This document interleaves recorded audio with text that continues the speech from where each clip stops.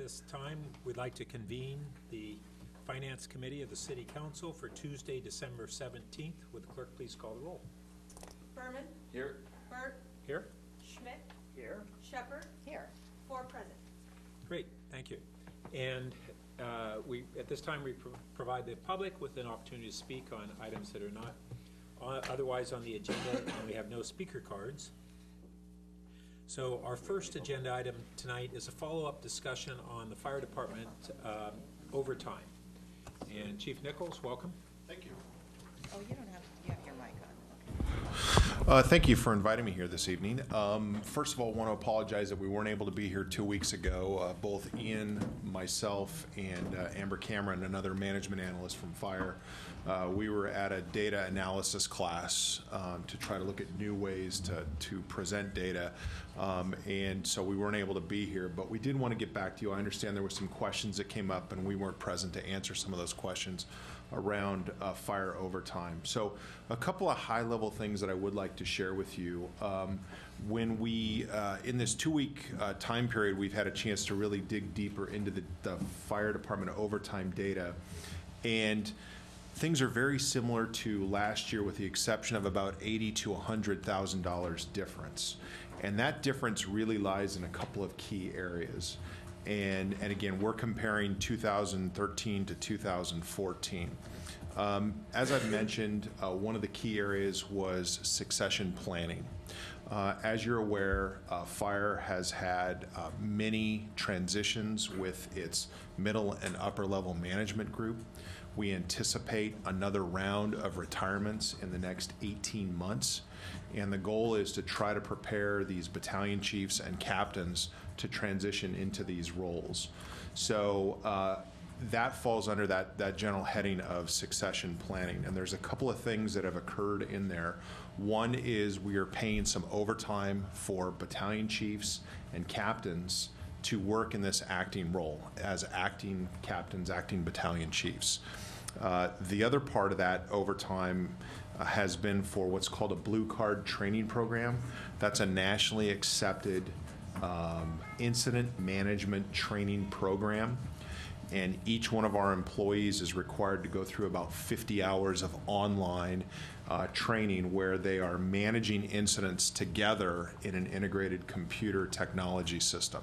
A lot of that training is done on shift, but some of it does have to be accommodated by way of overtime.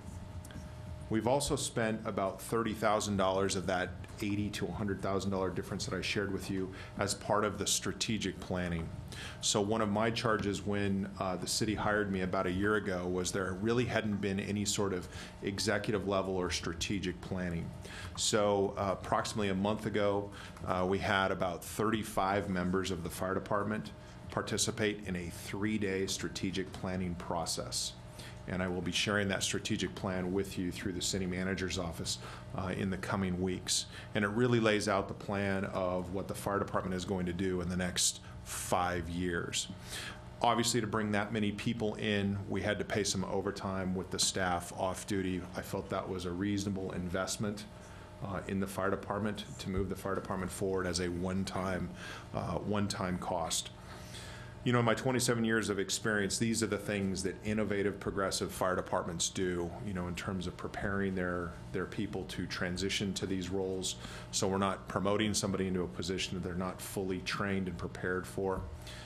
And then to have that plan in place that says, here's the direction that the fire department is going, which is in alignment with council's priorities, city's priorities, and really to better serve the community.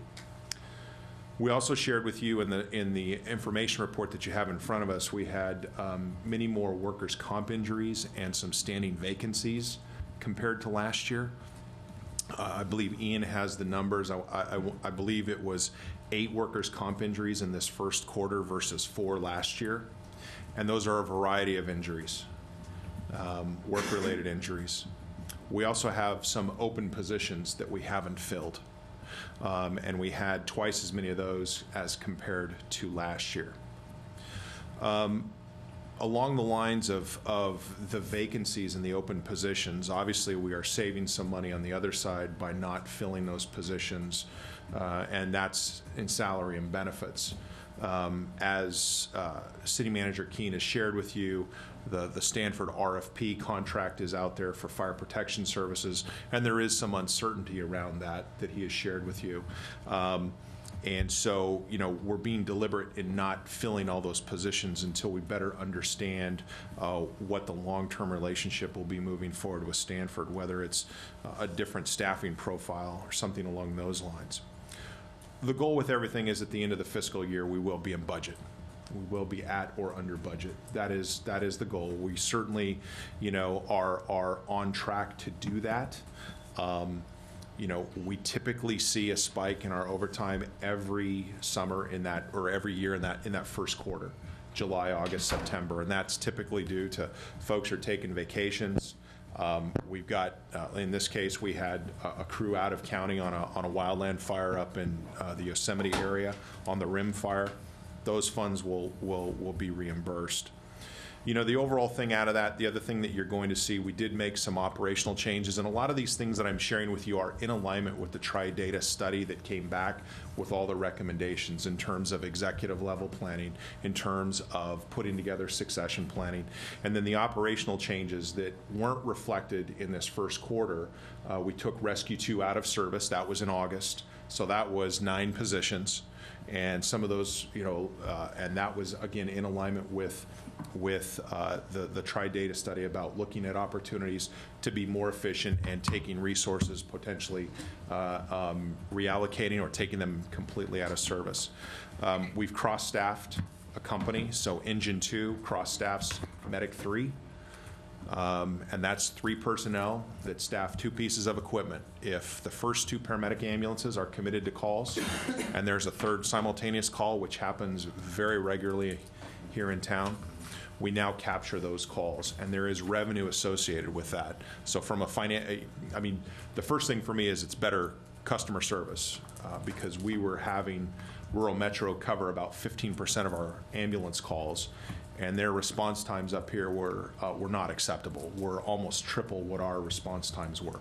So we had 15% of our EMS calls that had a completely unacceptable response time. Upwards of 20 minutes to get an ambulance here from Sunnyvale, Santa Clara, that's coming, lights and siren up here. From a finance perspective, we're capturing that revenue that we had lost to rural metro. So our revenues right now on ambulance collections are running about $400,000 higher than last year. So there is some offset, there are some opportunities there. Some things that we're looking at in terms of keeping overtime in alignment. A variety of items that our staff is working on. One is taking advantage of lower call volume times in the 12-hour evening hours. And if we have staff off, if it's safe for the community and it makes sense, that will be one of the items that we'll look at. We had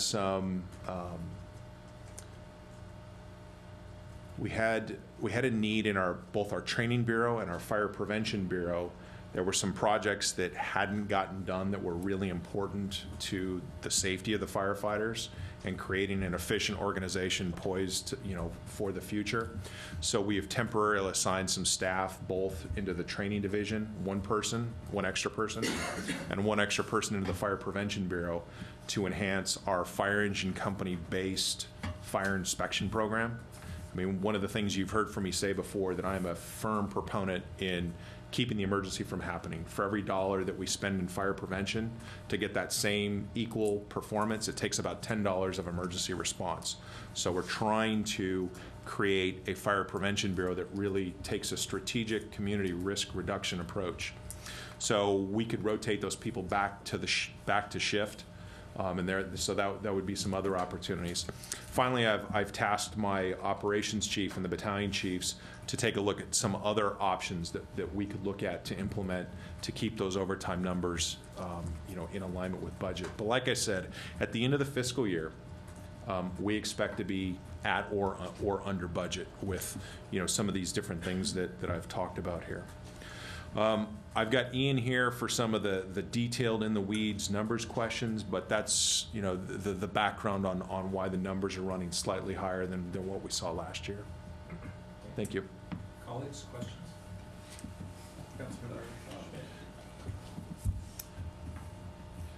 Yeah, Chief, thanks very much for coming, spending some time with us.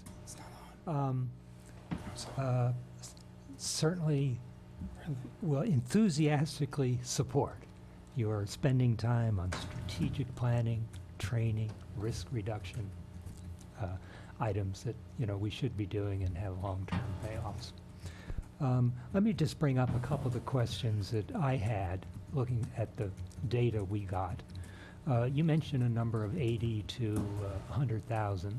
I guess we got a note that said the difference was 150,000. Have you adjusted those figures? What the change is? I think I'll let Ian tackle that one. Good evening, Finance Committee. Ian Hagerman, Senior Management Analyst with the Public Safety Department. So I think what the Chief was referring to, that we've identified, I think that $80,000 number was some of those kind of off the beaten path, the rim fire, the strategic planning, that we're pretty confident that those activities have contributed to that much of that gap. And then when you throw in the workers' comp numbers, the increased vacancies, that's where that additional overtime increase is coming from. So I think that these activities that we've embarked on in the first quarter have contributed to about half that gap. And then, right. Okay, now, my understanding was Station 8 was outsourced. Is that correct? Close now. That would be Station 7, so that was the Stanford Linear Accelerator. Station 8 is the seasonal Foothills Fire Station. Station 7 then? Is closed, yes. Yeah. Now, that used to be staffed by overtime. And I'm startled that the overtime amount went up after Station 7 closed. I would think there'd be a dramatic reduction. So just so I'm clear that I understand your question, Station 7 was the slack station, and that closed. We still staffed Station 8 through the fire season. Yeah, I'm talking about staff. Wasn't staffed through. I don't think that was. That was not staffed through overtime. That was staffed with permanent positions. Okay, I guess my understanding. And some of those positions were reallocated as part of when that station went away. Some positions went away. I believe 6 of those positions went away. Ian, you can correct me on the numbers. And then a couple other positions then staffed full-time the Medic 2 ambulance. Yeah, maybe my understanding was that Station 7 absorbed overtime or created some overtime staffing. Station 8 is staffed with overtime in the summertime. Those are overtime positions that we fill 12 hours a day during fire season. And I'm not sure if that's... But 7 never was. No. Okay. The other thing that struck me is a couple months ago we had a grand jury report saying that fire and safety services had a lot of retirement workers' comp. Came to us and said, oh no, that was a mistake. We're actually, right on average. But I was struck that this, grand jury report came just during the first quarter when the workers' comp issue came up here as doubling over that time period. I guess it raises the question, what's going on with workers' comp? Why?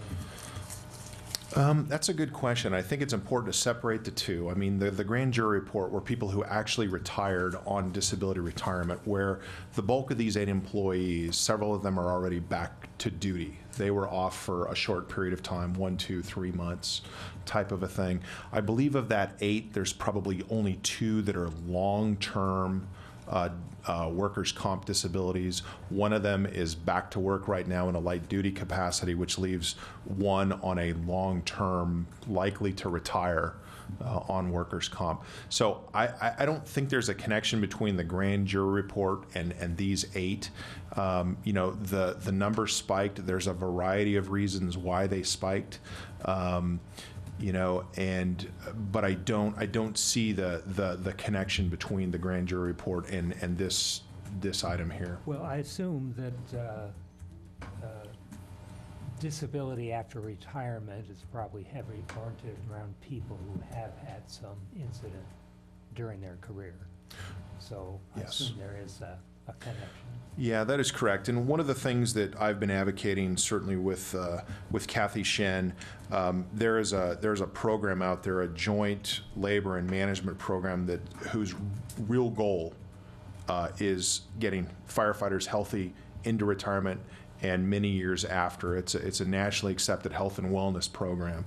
That's something that needs to be contractually negotiated for, and the hope would be is that and there is significant data out there that shows that, you know, this holistic health and wellness program for firefighters, while it does require some investment to start the program, the long-term results are you have a much lower number of disability retirements of your firefighters. So there's some things that we've already identified that we think we can take advantage of that to drive some of these numbers down.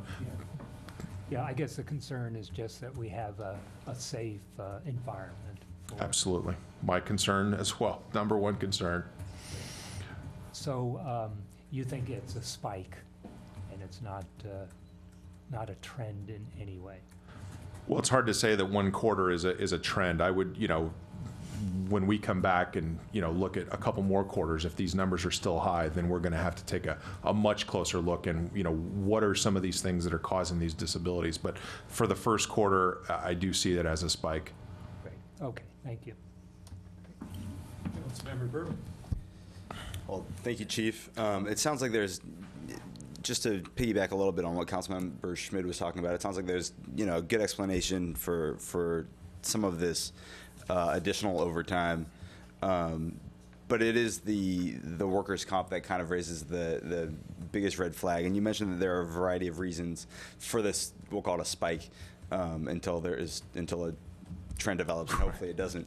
What are some of those reasons? I mean, you know, what is it? Just kind of freak accidents that are happening, or are there things that, are we seeing any sort of pattern in injuries that might lead to something that we need to, you know, figure out? So not to go into too much detail, And I'm sure there are privacy to share some privacy things. You know, there are some generalities that we've seen. You know, there are some state labor laws that grant coverage for a variety of firefighter injuries, and some of them are medical emergencies, medical related, not related to any sort of trauma or sprains, strains, broken bones. And, you know, to sum it up very simply, it's the heart, lung, hernia, or cancer. Mm-hmm. And while we haven't seen anything in the last two, we have had a couple of medical events that have occurred with some of our employees that would be a presumptive type of injury, mm-hmm. as a cumulative type of injury. The other injuries have all been those sprains, strains, you know, musculoskeletal types of injuries, backs, those types of things. So it's very similar to the numbers that we actually saw when we really dissected and dug into the workers' comp injuries. They fell into a couple of different buckets: the medical presumptive types of emergencies or injuries, and then the musculoskeletal pulls, sprains, strains, you know, backs, those types of things. And when that second type of injury happens, does the department advocate for additional training for the firefighter? You know, you say, okay, you know, tweaked your knee, it was probably because of this, you know, so do that differently, and here's a better way. Bad example, but when I was younger, I threw out my lower back, and so I was always told, well, bend at your knees when you're picking up something heavy. Do we do any sort of analysis like that on the injuries and provide additional training so hopefully it doesn't happen again? So, yeah, a couple answers to that question. Yes, we do analysis of the types of injuries. We work in conjunction with the doctors, the physical therapists, to make sure these employees are fully rehabilitated before they come back. Mm-hmm.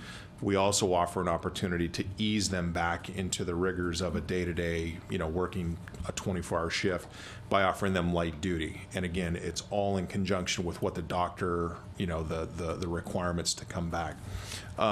In terms of, do we do any sort of training with our ongoing staff? You know, we try to incorporate things in terms of our EMS training, gurney training. I mean, we've done some things like the gurneys are mechanical now that lift themselves, they're motorized, so that has reduced a significant number of back injuries. But we do those types of, I guess, functional workplace type of training, like, hey, lift with your legs and not your back, those types of things. Yeah. And then you'd mentioned we're expecting in the next, I think you said 18 months, kind of round of retirements, which will lead to promotions for other folks.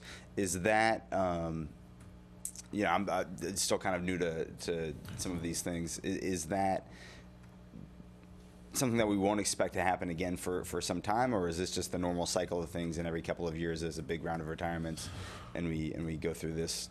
So probably in about the year before I got here, there was the first big round of retirements, and we're just now starting to enter kind of that second round where, a normal year we might have 2 to 4 people retire. I think the year before I got here, it was like 12 to 15. We just had 17 employees come off of complete a year-long probation. We had 2 employees just retire yesterday. So I am expecting another round of retirements with double-digit numbers. Oh yeah, Ian's got this awesome chart here. And then after that, it's probably going to go back to sort of the 2s to 4s versus these big numbers. And when's that third round of retirements anticipated in your? So I can I don't know if you guys can see this. So the lines in red are folks that are eligible to retire today. There's 17 individuals.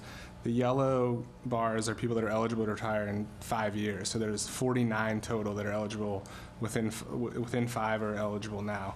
And so you can see that, that there's a significant chunk of the organization. A lot of those happen to also be, a lot of our supervisors, captains, BCs, and so that necessitates that succession planning need.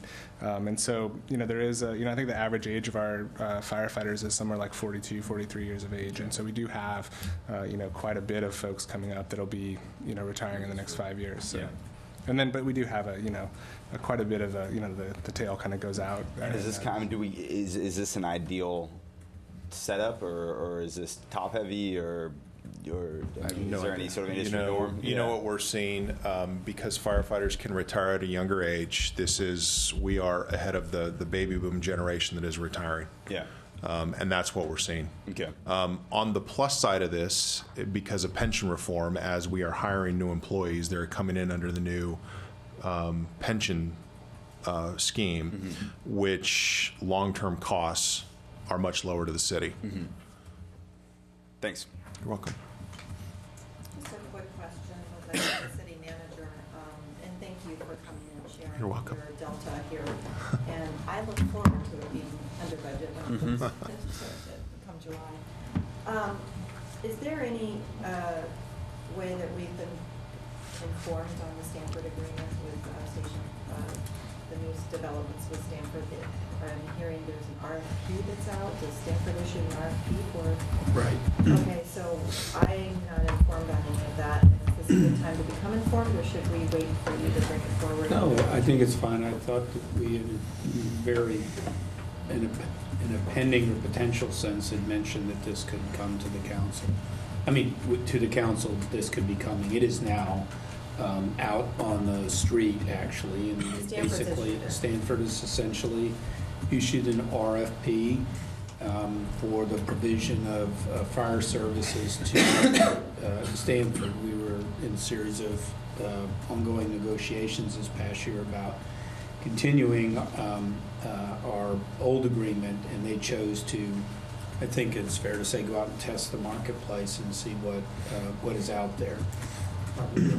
Yeah, are we responding? We're going to respond, and we have a year, is it from the date of the issuance of, they've essentially given us notice, is that correct? Correct. So we have roughly about a year before that would go into effect, if they were to make a change, if they were to decide to engage with some other provider than us.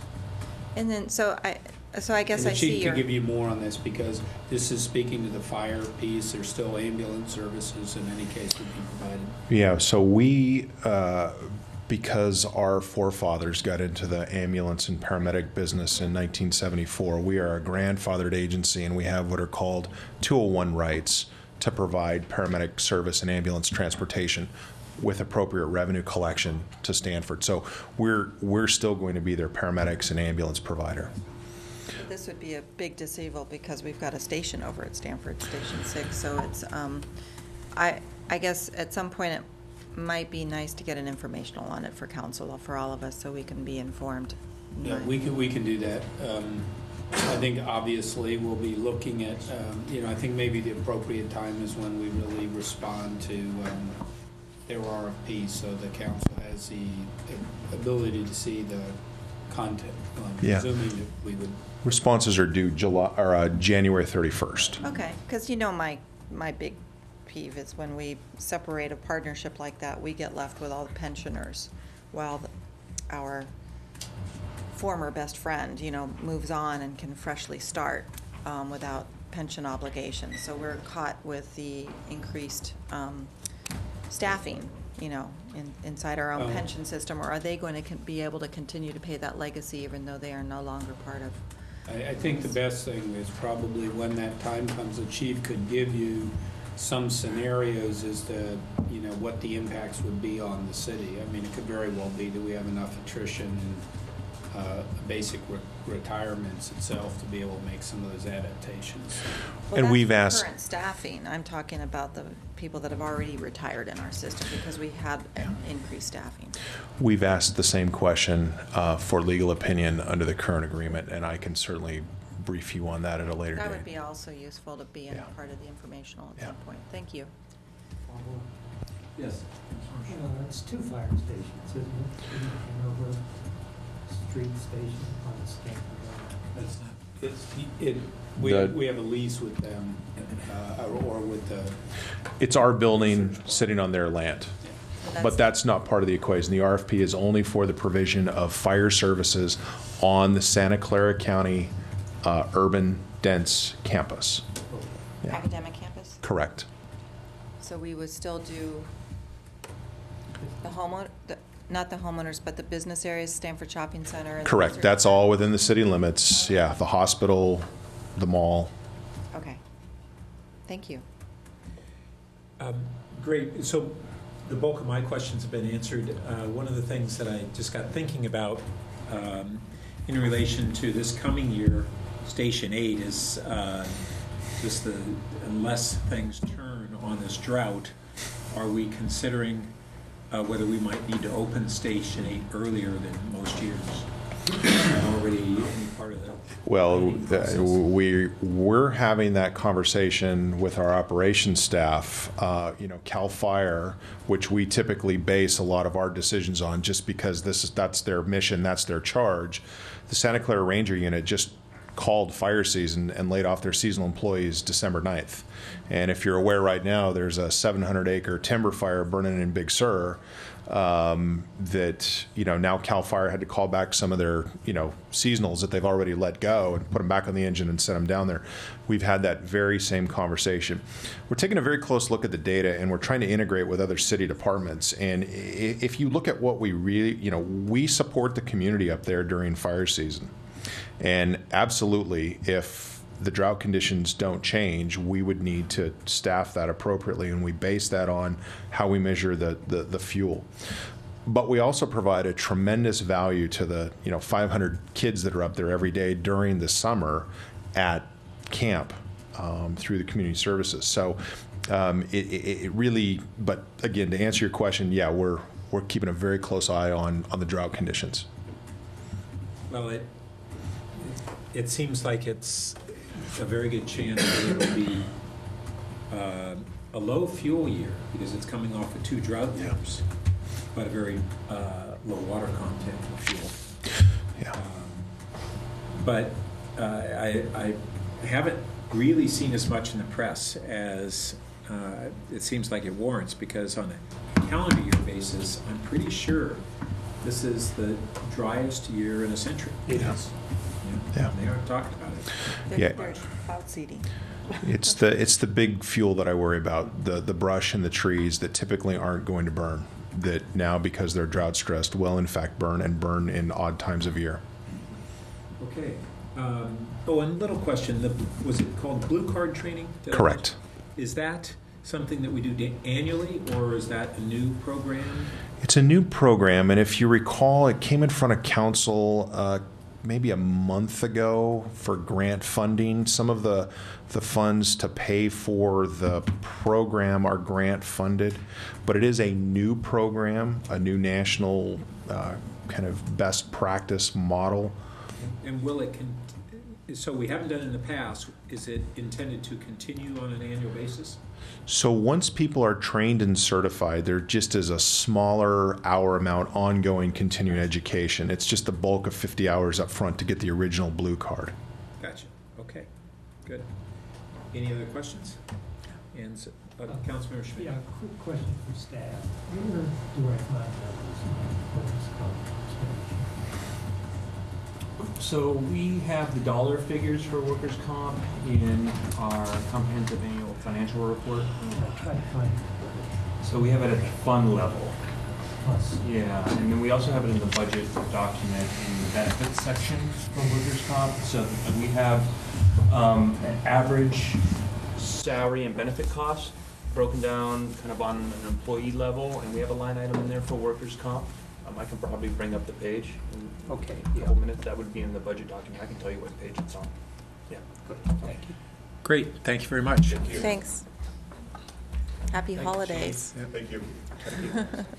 So our next item is the Utilities Advisory Commission recommendation that council continue to the Palo Alto Clean Local Energy Accessible Now program, known as CLEAN program, at the rate of 16.5 cents per kilowatt hour for a 20-year contract and a program cap of 2 megawatts. Welcome. Good evening. I'm Jane Ratchey, Assistant Director of Utilities for Resource Management. And I have a very brief presentation that summarizes the report. So just to remind you of what's happened to date, this program was launched in April 2012 at a price of 14 cents per kilowatt hour for a 20-year contract. And it had a 4 megawatt cap at that time, and we got no takers during that by the end of 2012. And so we reevaluated and came back to the council, and the council increased the price to 16.5 cents per kilowatt hour, which required a subsidy from ratepayers, and therefore council lowered the cap to 2 megawatts to contain what the magnitude of that overall subsidy. We still have not had any takers in this program. We do think we're getting close to having some takers in this program. So the program continues, but council asked us to return when we got to the 2 megawatt cap or after 1 year of trying out the 16.5 cents. So we are back here now after 1 year. And so since that year, to the next slide, we've reevaluated what the value of local solar is. And as you may recall, council approved contracts for solar energy, remote solar energy, at the price of 6.9 cents a kilowatt hour, but that's not in Palo Alto, and so there's more value if it's here locally, and that value is about 3 cents a kilowatt hour. So local solar has a value of about 9.9 cents per kilowatt hour now for a 20-year contract. And last year when we did this calculation, whoops, I need to go back. Instead of 9.9, we estimated at that time a year ago that the value was 11.6 cents. And at that time, we said, let's go with the council decided to have 16.5 cents. So, yeah, and the Finance Committee recommended to council, and council acted on that. So now, next slide. If the options are, we can continue with the 16.5 cents, or we can continue with the same subsidy that the council sort of approved last year, but that would require lowering the clean rate to 14.8 cents, Or council could change its mind and say, no, we don't want to subsidize this at all, and then we'd be at the 9.9 cents a kilowatt hour number. And we're recommending to retain the 16.5 cents a kilowatt hour for another year, and for and retaining the 2 megawatt cap on the program. We feel like clearly at 9.9, since we haven't had any interest yet at 16.5, 9.9 would be like folding the program. And 14.8, we're not sure if we get people now either, and so we're recommending it to maintain that 16.5 cents. And this did go to the Utilities Advisory Commission, and the Utilities Advisory Commission unanimously recommended that we continue the 16.5 cents per kilowatt hour for the 20-year contract and retaining this 2 megawatt cap, and again saying please come back in when you get to the 2 megawatts or in 1 year. And so we're basically just saying continue the program as is. That's the recommendation. Thank you. Colleagues, questions? Vice Mayor Schiff.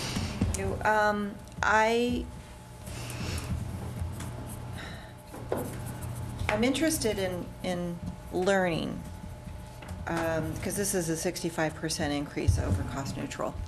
And I was interested in learning what other benefits we have by having our own local feed-in that could help me.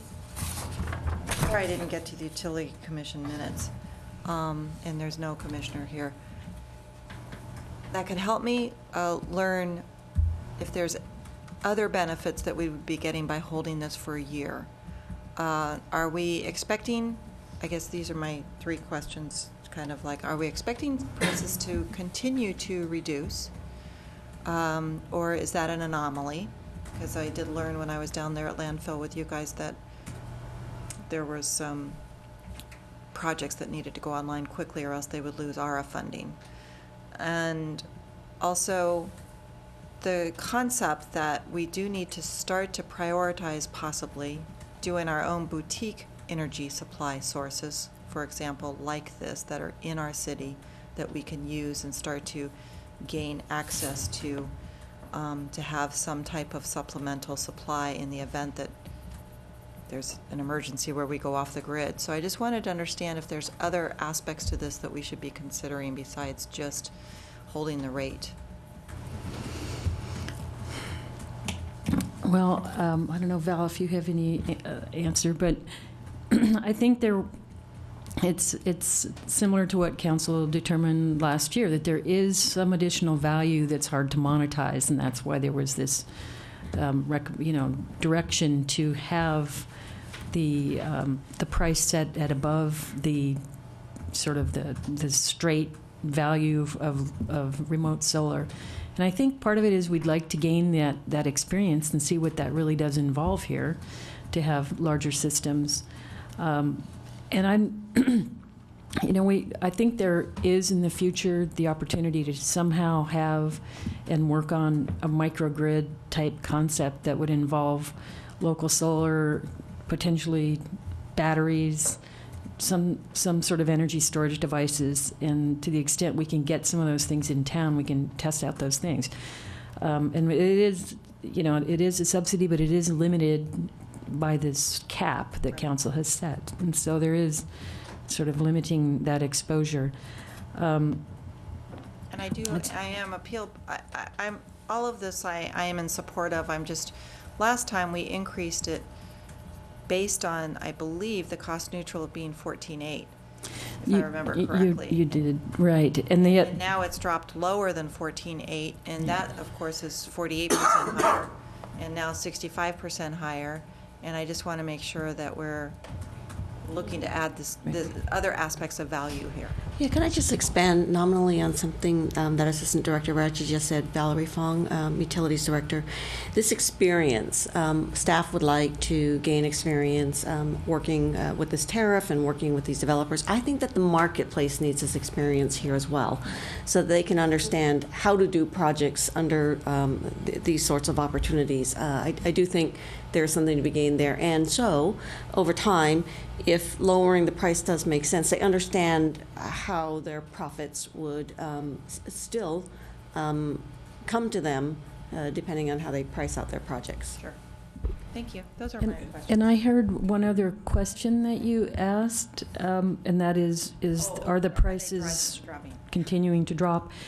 And I don't think they're continuing to drop, but we thought that was kind of at a low point when we executed those last 3 Yes. solar long-term contracts. But we did do another RFP, and they actually are same or slightly lower. So I think we're still in the trough. I don't think they're going to go a whole lot lower than that.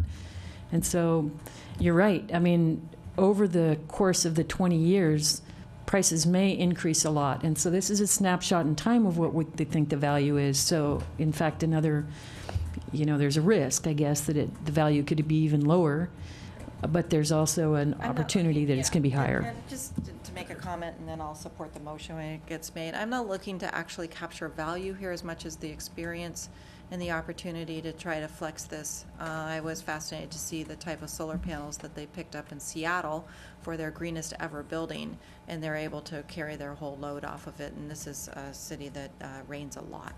So it seems as though there is vast opportunity here, especially if we stay in drought. So anyway, I'm happy to stay here for now again, but I just wanted to get a picture on these other aspects, and if maybe we need to come back and look at boutiqueness of our own supply load. So if I can wade in at this point, because I'm interested in these aspects. So one element that Vice Mayor Shepherd asked about was essentially resiliency. And I know that, for instance, Long Island Power has greatly expanded their version of the CLEAN program in response to what they reconsidered in the result of Hurricane Sandy and how they needed to build resiliency in their system, and did a big expansion program very similar to ours. And then, Jim, I don't know if this is more something that you're current on. I know that Ken Duker had spoken about how he would very much like to see solar rooftop on City Hall that was tied into an emergency power supply for our emergency operations and dispatch center in the event of a power outage. Is that still part of any discussions going on? Yes, it is, and I mean, we've had some other conversations beyond the OES piece of this about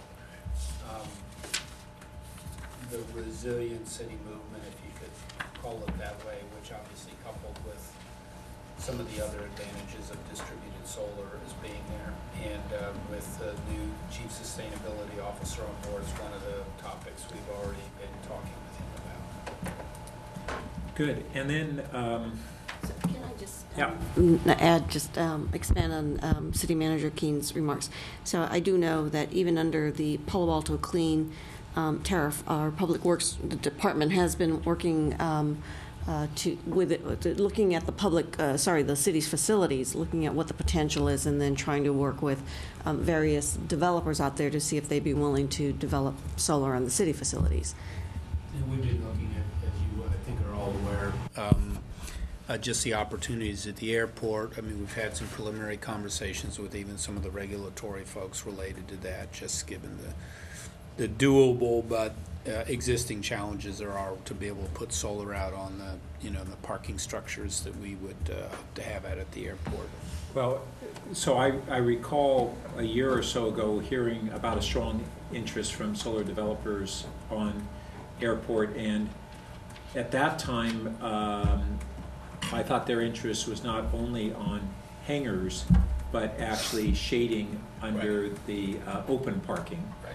And it brings up that and I think that we one of the factors in not moving forward yet was we haven't taken possession of the airport, and we therefore can't take advantage of this. They, at that time, were interested in doing a proposal, and is it correct that we said unfortunately, we now can't proceed because we don't control the airport yet? That's correct. I mean, but I think that we certainly kept the door open Right. for those conversations. And the preliminary revenue stream that they had was, I think, they ended up attributing a higher revenue for selling shade, that you have planes who can't get hangars, and the Right. value of that Yeah. shade, if I recall correctly, was more than what we would get from land lease of the space. So it's pretty valuable. Yeah. And there's kind of a movement that's starting to go to looking at where can you monetize the value of shade. Right. We all know when we go to parking lots that have solar panels, in either the sun or the rain, they're the first ones that are occupied. And yet, in most of those circumstances, we can't put a dollar value on it. I was told that up at this developer who wanted to be part of the airport proposal had put in solar panels a number of years ago at the Tiburon Ferry parking lot. He went in to look at how his panels were doing, and the guard at the gate said $5 or $10. And he said, "Say what?" And the guy said, "It's $10 to park on those solar panels, $5 to park in the sun."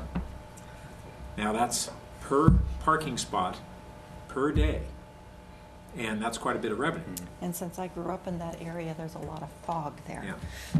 Yeah. So anyway, as we look at that, some of the revenue stream may go to other sources. The value of resiliency here, as Jane said, it's difficult to monetize it, but it's a value. Monetized values such as this may be there. The other one that I heard about, and Jim, can you give us an update? And maybe this is what Jane or Val was alluding to, but that we're supposedly going to be hearing a proposal soon on city Light parking poles. garages. Light poles, I think. Different subject. Okay. On a RFP for solar installation on top of our parking garages, is that correct? Yeah, that, I'm not fully conversant on it, but I do know that Mike Sarter, our Public Works Director, has been working, for instance, with Craig Lewis from the Clean Coalition to indeed put together an RFP to help developers look at the lease of the city facilities, the city parking lots, and what it would take to develop solar. And when we look at selling long-term parking passes, we know that the last ones to sell are on the top. And I can tell you from having overlooked for 3 years, I overlooked one of the two Cambridge parking lots, and day in, day out, the lower level would be packed and the upper level would be largely empty. And so we don't have yet variable pricing on our long-term parking, but Jim, if I recall, this is one of the things that Jaime and the Transportation Department have been looking at, is variable permit pricing where the most desirable spots sell for more. So by having shade and rain protection on the top, suddenly those spaces go up in value and what we can charge. And by the way, my understanding of the city parking facilities is they would presumably do a commercial arrangement under the Palo Alto Clean Tariff. And Craig Lewis was at the Utilities Advisory Commission and very supportive of staff's proposal here. Good. So I'm just trying to speak to some of these other values that were part of our discussion a year ago and have kind of a little more meat on the bone since then. I have a follow-up question on all of that then. Okay, Are you ready? just 1 second. And then the other thing that Val mentioned, or maybe it was Jane, is on the a future grid system issue, that whether it be what happens and what we learn about a more renewable-based local grid, or the other indirect cost that all entities that transmit their power under the main grid system, the future anticipated multi-billion-dollar upgrades that would have to occur to that grid that potentially are avoidable in a local grid system. But that's a complex issue, and I think this is part of what Val's talking about. There's a learning curve that both large-scale utilities and ourselves are going to need to understand as we move more toward a higher percentage of the energy coming from renewables. It creates a whole bunch of new complexities that we don't know the solutions to yet. I would say the encouraging thing is that where it is the initial stresses have been placed in this in countries like Germany, where they are getting a higher and higher percentage of their electricity coming from renewables, primarily wind and solar. They saw stresses, and now they're beginning to figure out how to overcome them.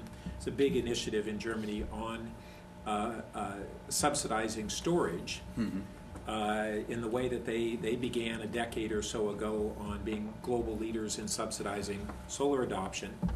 They're now doing it in storage, but also in the state we have a new initiative on storage.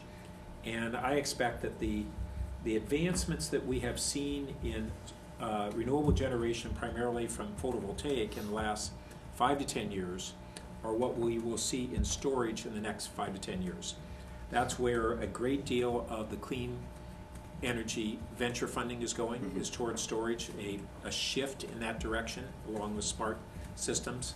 And it just is recognizing the next phase in the development of a new energy system. And then I just wanted to add one other thing, which is something that I brought up last year, and it's the comparison of this clean program and the subsidy that we provide to it compared to our PV partners, which is our net metering program. And as the staff report points out, what started as our initiative, it's essentially aligned with a state mandate for SB1. So we don't have a choice to opt out of it. But when we look at the level of subsidy that we do per megawatt produced locally under the net metering program, I think last year, after we adopted this, the higher rate, it was something like 3 times the amount of subsidy per megawatt under our PV partner program as under the clean program. Now the PV partner is a state mandate. This is a discretionary, but in terms of distributed generated renewables, this was 1/3 the subsidy, if I remember correctly, as the net metering program. And is that roughly correct? I think that is in the ballpark. I mean, it's not just the net metering aspect, it's also the rebates that we pay under the PV Partners program, but I think the combination of those is significant. I think it's about $1.3 million a year. Right. And then just for everybody to keep a heads up, and this kind of goes into another discussion that we'll probably be having soon, is whether we enter into any additional renewable, in all likelihood photovoltaic, power purchase agreements to lock in some of these really incredible utility scale rates. And a key thing to recognize is that the federal renewable energy credit is going to drop from 30% to 10% in 2016. And so that's, unless that is changed by congressional action from what's scheduled, that will be a cliff that entire industry faces. Now, fortunately, the real costs of producing it keep going down, and we'll see what happens. In an ideal circumstance, they graduate that down at a more steady rate, because every year it gets cheaper to produce the solar, and you could have less and less subsidy rather than falling off a cliff. But Congress doing the wise thing there is not to be counted on. So, Vice Mayor Shepherd. Oh, thank you. 2 things. One, Jim and Valerie, is there a way that the city can actually do our own solar fields, invest in ourselves here? I mean, we're talking about using our own parking lots and our own land. It just seems silly for us to lease that out and then buy the energy back. Is there, and I know we don't have policy on it, but it just seems as though we invest enough in our own grids, that why wouldn't we do this? Or So- what would it take to talk about doing So a couple of things. First off, I think the city is eligible to get our rebates. Sorry, you're going to... One of the key aspects of, I mean, it's different for example, City Hall. You could put a solar system on here and it would feed into the building's energy use. A parking lot, there's no, I mean, almost no energy used at the parking I lot. understand that, but if we're asking other people to use our parking lots, where is it that they're tying into the power? Wouldn't we just use it as though we were buying a field someplace else? And Right, it purchase- would be through this program, Right, through the Clean exactly. program, we'd be buying it, we can Right. count that No, I energy understand under, that. So for how can RPS. we get to a point where we can consider our own action to do one of these fields? So I guess the difficulty, a little bit of the difficulty is this. So renting out space on city facilities does provide rent revenues for the general I fund. understand. If the utility decided to develop solar facilities on the city's facilities and pay the city rent, in a sense, we would want to, I would imagine you would want us to look at doing this economically. And so we would look at what the competitive other sources might be, and we'd find that this is pretty expensive for the utility to at this point in time, build it into the portfolio.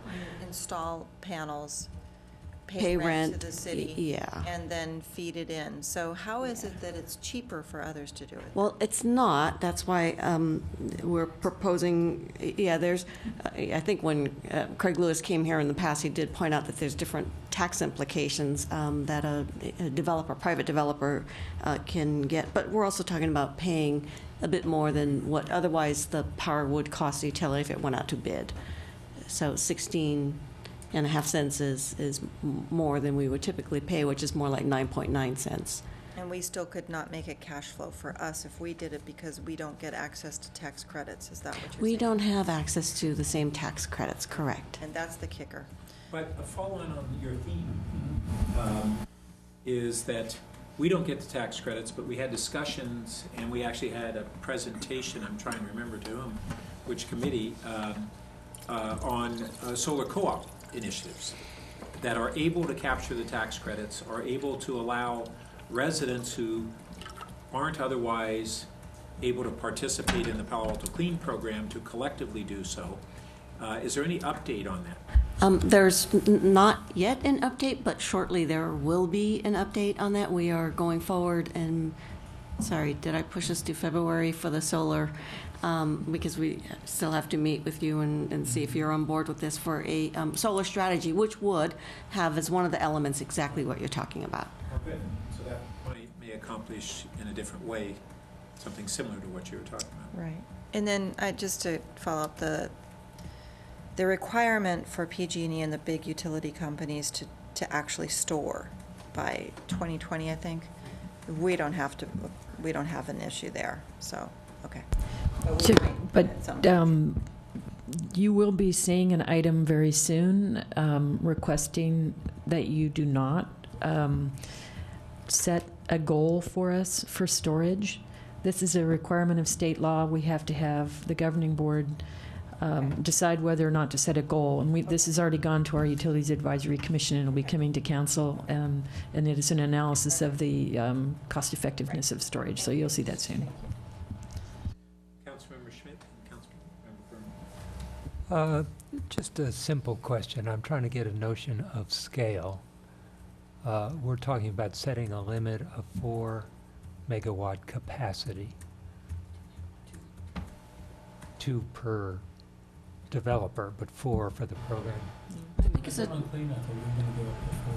I think that was before when the price was lower, but when we decided last year to bump up the subsidy in a sense, the incentive payment, which is above market,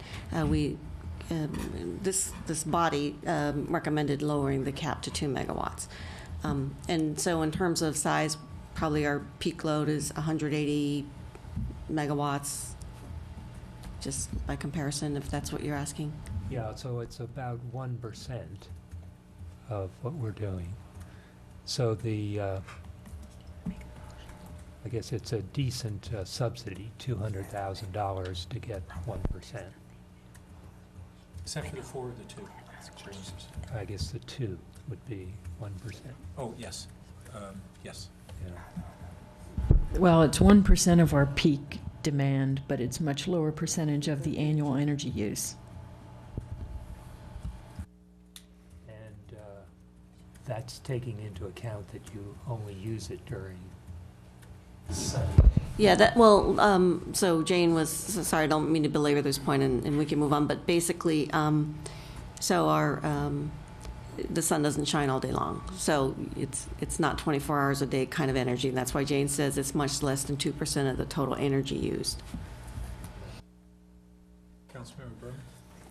So I'm trying to get a sense for what the problem is, and why we can't get folks to dive in the pool, right? It feels like everyone's kind of walking around the pool, waiting for the first person to jump in. And we're at 16.5, and I'm absolutely fine to keep it at 16.5. But I was intrigued by the comment that Commissioner Waldvogel made, although I think he took it to a bit more of an extreme than I would, of having 1 megawatt be even higher price and the second megawatt then being a lower price, with the average being 16.5. He suggested 18 cents per kilowatt hour and then 15 cents per kilowatt hour. I wonder if maybe 17 cents per kilowatt hour for the first megawatt and then 16 cents for the second might be just to incentivize somebody to actually get in. Was that a question? What are your thoughts on that? We sort of advise that you don't design this on the fly, that there was, sorry, I don't mean to be insulting here, but there was, a bit of analysis that went into developing the number, and it's a number that's, in a sense, certainly last year when we came up with it, had some basis for it. Craig Lewis from the Clean Coalition thought it was a reasonable number. He still believes that that's a number that people can make a go of. They just, it's been more difficult of a negotiation with the building owners. Now the negotiations presumably with the city would like to see this, so it's just a matter of how this works out, and we're hoping to give it a chance. Well, let me bring up 2 responses to that. One is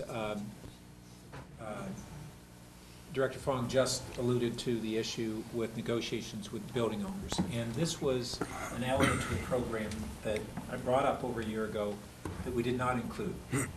We basically ask all solar developers who want to engage with our private property owners, where they would use their site to participate in the Palo Alto Clean, is to knock on every door and potential door in Palo Alto, every single developer. We don't do something where we attempt to identify property owners who would be interested in sponsoring their location to strike a deal with a private solar developer. Be a matchmaker, essentially. Yeah. And I think it's a very important missing element if we wanted to really make this work. Mm-hmm. Now, on the other hand, phase 1 and the low-hanging fruit is property that we own. Mm-hmm.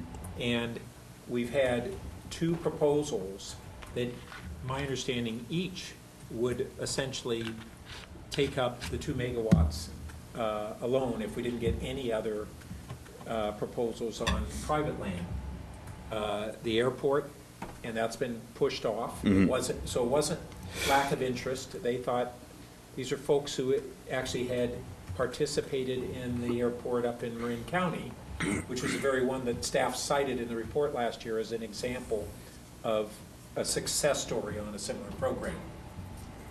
And we weren't ready. Mm-hmm. So the second one that apparently has been going through significant discussions and hopefully we'll get a proposal in coming months is for our parking garages. And my understanding is that is in the vicinity of the 2 megawatts as well. So I'd be interested in not changing the rate, but a year ago when we had this discussion, we said, okay, we didn't know whether to go 2 or 4, but we said, well, we don't have offers on the table. Let's go ahead, we'll do 2. And if either we hit that 2 trigger or we hit a year and we want to choose to expand what's permissible, we could do that. That doesn't actually encumber us, because we only have that if we get the projects. So we might have another year like this, but question I have for my colleagues is, do we want to say right now that we wouldn't allow it to be more? If suddenly, after we're getting this momentum and we get some major projects proposed, and they were 2.5 or 3, would we want to say, no, take a hike? Councilmember Schmidt. Yeah, I'm intrigued by what the chair just said, especially if it's an offer that can be monetized across households, because one of the problems here is we're only paying this nice price to developers. The problem is that every homeowner in the city would say, great, I'll sell 16-cent solar power to the city and I'll buy 9-cent solar power from the city. And Well, if everyone did it, we'd get up, only everyone if we got up to 180 megawatts, right? So if we moved up to, say, 3, we wouldn't risk that we'd butt up against this and stall out whatever momentum we have. Doesn't obligate us to do 3. but I think the idea of getting the residents involved in this rather than just them subsidizing the program makes a lot of sense. Vice Mayor Shepherd, did you catch what the discussion is? Mark had questioned from the UAC minutes on whether we should have some graduated rate structure. Val said that she didn't think that was a good thing to do on the fly, but I brought back where our discussion had left off last year on whether to do 2 or 4. This was why Councilmember Schmidt had thought we were at 4, but we actually said, no, let's do 2, and then if it looks like we need to bring it up to a higher level, we'll reconsider it. We didn't say at that time we will do it, but we said we reconsider it. My question is whether at this time we should go ahead and perhaps raise it to 3 megawatt. It doesn't harm us unless we have that interest, which we're hoping to get, and we do have a possibility that we could go from waiting to a couple of these pop, and we have to say no to one of them because we didn't have the allotted capacity in the program that would allow, say, the one if one comes forward for our city parking garages, and then either one other commercial one or a solar co-op or who knows what. So if... Is that an issue to go up to 3? Go ahead. Go ahead. Here's a nice thing. We wouldn't have to come back after 2, but so it saves a little bit of staff work. But just so that you're aware of what you're doing. I mean, I guess it really does say that the annual cost above the market would be closer to $300,000, not $200,000. Under full uptake. Yeah, under full uptake. And so as long as that's something that is something you'd want to recommend to the full council, I don't think we have any particular concerns. City Manager, did you have? No, I didn't actually. When before you even talked about that variation, when Councilmember Schmidt had asked the question earlier about 2 versus 4, I guess I was always presuming if we got to some threshold that the door could also, we would automatically reconsider whether or not we ought to expand the program. So you're sort of anticipating that now with this. But it doesn't obligate us unless we get it. So I'd be glad to make a motion, or if So just for clarity, it would be 3 megawatts or 1 year to return. Is that so? Okay. It would be the staff recommendation up to 3 megawatts. Is that what you're thinking? Are you adding on your notion of mobilizing residential properties? Well, Val said that the solar co-op concept is going to come to us in the next couple of months as part of a... Solar project, What we'll bring, so that'll still be a policy and a program you'll have to adopt before we do any implementation. I guess I'd like to see the increase to 3 associated when that program comes. that'll be later. How about, so I would move that we because what's before us right now is not that subsequent element, but that we increase the current permitted allocation to 3 megawatts, and that we also, on an advisory level, ask, how soon can we get the report on the solar program that would include a solar co-op concept? So I guess I should wait first and ask for a second before. Are you asking, so you just are moving this with the 3%, of which I will. 3 kilowatt. 3 kilowatts. Three which I will megawatts. thank you. Megawatt, I'm sorry. And if we could just, and I think that they've already answered the subsequent question of yours. So I will second that, but not with the caveat that we wait until. No, I wasn't planning on, right, okay. So I don't think I need to speak more. Did you want to speak to your second? No, Councilmember Schmidt, did you? Let's see, just a question. This would take the subsidy up to over 300, and the total amount we have, we're using about half the current subsidy total, is that right? Which is 5 million, around $5 million. Is that correct? Are you talking about the renewable portfolio standard? Right. Yeah, that is 5 million. And these do, you're right, these purchases do count towards the renewable portfolio standard, so we would have to include this cost, I guess. 300K out of 5 million. Right. And we're below the cap of the 0.5%. Okay. All right, all in favor? Aye. That passes unanimously. Thank you. And our final item is Utilities Advisory Commission recommendation that the City Council adopt a resolution to, 1, terminate the city's natural gas direct access program by repealing gas rate schedule G-4, 2, eliminate fixed and custom gas commodity rates for large commercial customers by repealing gas rate schedules G11 and G12, and 3, effect the changes by amending gas rate schedules G3 and G8 and utility rules and regulations 2, 3, 5, and 13. That's a mouthful. Okay, welcome. Hi, Sorry, thanks, Bill. Good evening, council members. My name is Carla Daly. I'm a senior resource planner in utilities. And I have a very quick presentation about these changes that are proposed to the gas rates that are available to large gas customers. Just as a way of some background, over the years, the rates that have been offered to large customers have ebbed and flowed given external conditions in the marketplace and also internally what we've been offering to our non-large customers. I've kind of broken this down into 4 main time periods. Between 1995 and 2000, we were in an era of deregulation and choice. During that time, we developed the market monthly pass-through rate, G3, which is still in effect today. We also introduced the managed portfolio rate, G7, and the direct access rate, G4, which intended for large customers to be able to buy their gas from third parties other than the city of Palo Alto. In 2000-2001, the energy crisis happened.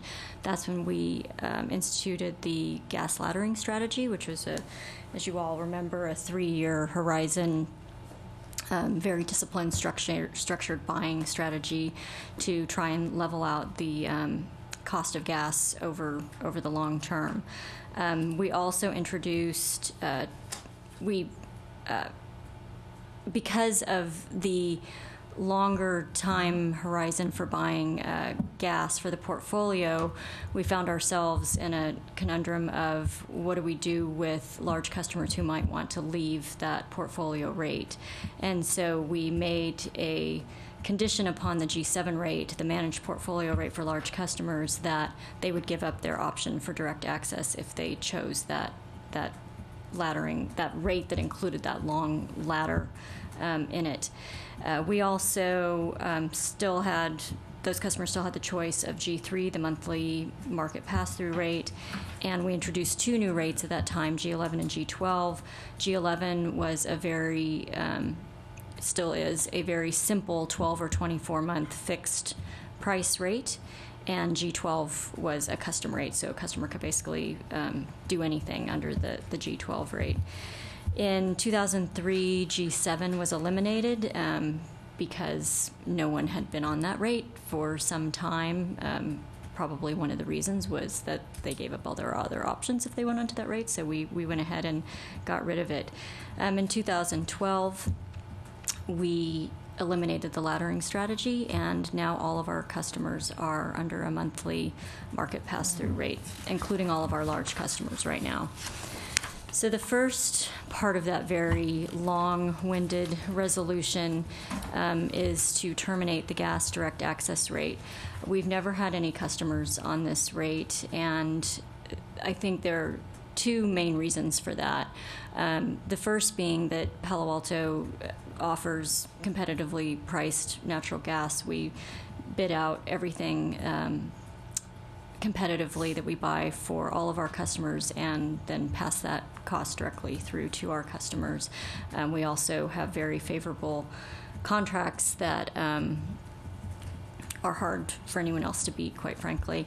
But the other equally important reason is just that the logistics of somebody in Palo Alto buying gas from a third party is really, really, really difficult. And it's not because we've made it difficult or because PG&E's made it difficult on purpose, but without getting into the nitty-gritty details of it, because PG&E sees Palo Alto, not our customers, as the shippers on their system. We are responsible for every molecule of gas that flows through our meters and the balancing of that. And so when a Shell or a BP or someone like that wants to serve a large customer on PG&E's system, they can take that customer and roll them into their larger pool of customers and manage that imbalance. But if they look at a Palo Alto customer, they have to manage them completely separately because they can't just roll them into their larger pool. They have to be administratively managed because we're in the middle of that. And we can't not be in the middle of it. We are the PG&E shipper. So because of that administrative headache, it would just add so much cost for presumably the supplier, but then the supplier would have to pass that through to the customer, that it just doesn't pencil out. At the end of the day, the Shells and BPs would rather be serving the city of Palo Alto, not one customer behind our meter. So we've had this rate on the books. There have been a number of times over the years where we've kind of talked to customers and suppliers about how to make it work, and at the end of the day, it's an additional administrative cost that just doesn't pencil out for anyone. There is no regulatory requirement on us to have a direct access rate, and so we are proposing to eliminate it. The second part of the proposal is eliminating the fixed term rate and the custom rate. That's G11 and G12. We have not had any customers on G11 since 2007. It's kind of an interesting rate in that we offer a fixed price for any volume that the customer uses. This is not a product that customers can go out and buy. If Palo Alto were to go to our suppliers and say, well, we don't know how much we're going to use, but we want a fixed price for it, basically nobody would sell it to us. So because Palo Alto takes on that volumetric risk, we do put a premium on that rate it's based on the volatility of the market prices, but it tends to be around 10%. Over the long term, that customers on that rate would expect to pay about 10% more than the regular straight monthly pass-through. Our customers seem to be very comfortable with that monthly market-based pricing. it's the rate they've all been on for quite some time, and so we're proposing to eliminate it. The other G12 rate, no customers have been on since 2009. And really, at the end of the day, if a customer did want to manage their gas costs, they can do that through financial instruments. The city doesn't need to be in the middle of that. So we feel like if things were to change for one of our customers and they decided that they really wanted some sort of hedging program, they would still be able to do that. By eliminating these rates, we estimate about a 0.1 FTE time saved. There's just some streamlining that could happen. Our models become much more simple. Our purchasing becomes much more simple. Right now we have to purchase even the monthly gas 1 month at a time, because at any point in time one of these customers could theoretically move to one of these other rates. And so we can't just go out for a year and say, here's how much we think we're going to use, because we might be stuck with something we can't use later. We generate indicatives for the fixed term rate every week, and have to manage our contracts to be able to offer this rate. We also subscribe to a market data service that we use almost exclusively for generating the fixed term rate, and that's about $1,500. Well, it's exactly $1,500 a month. So we'll be able to cancel that subscription if we don't offer these rates anymore. The recommendation, I'm not going to go through and read again. The UAC did hear this in November and voted unanimously to support staff's recommendation, and without any discussion, if I remember right. So that's all I have. Thank you. Thank you. Questions, comments, motions? Make the motion to approve the staff recommendation on this. I'll second that. Wish to speak to it? I was going to try to beat out the utility. So I just want to make sure, in summation, it sounds like it's a program that is completely inactive, basically, and we're just retiring. That's correct. And sales costs. I'm all in favor of cleaning up the regulations and rules. I assume this is based upon the fact that the G3 program is working well. Yes, and I might just add that all customers are under a G3 rate now, and so... I guess as we enter the first winter under all customers under the G3, are there any surprises coming as people look at their bills? Not that I know of. I mean, prices are pretty low. Right, but there still will be a winter difference from summer if you're on a monthly usage rate. Can you just, we haven't heard a lot of complaints, if that's your question. Well, I guess we're early in the winter, but the cold weather hasn't quite come yet. So. Right, and bills, no matter what the rate is, bills always go up in the winter, obviously, because usage goes up. So, that'll happen. Well, I guess the original G4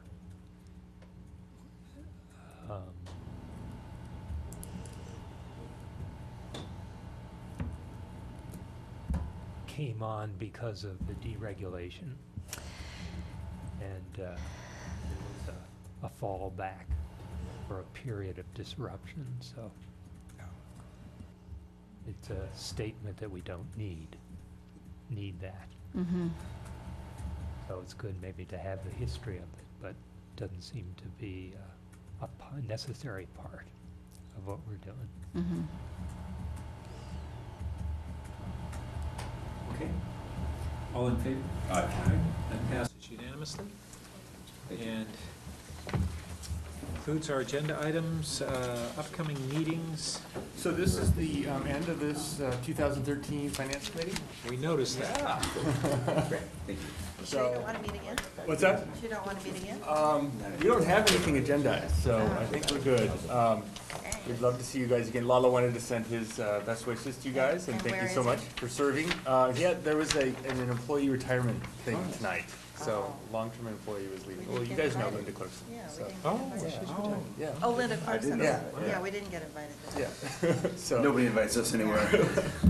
So anyway, that's sort of the wrap for 2013. And then January's the reorganization, and we have the long-range financial forecast, kind of the big thing that's coming in February. So that's currently scheduled for February 4th, Finance Committee. That's and then there's a smattering of other things happening in February and March, and then the new budget cycle begins, April timeframe. So Great. that's kind of what's going on right now. Perfect. Okay, All right, great. good, thank you. you all. and Thank happy you for holidays. the year. Thank you. Yeah, thank you. Thank you, Kim. Have a good holiday. Yeah, everyone happy holidays.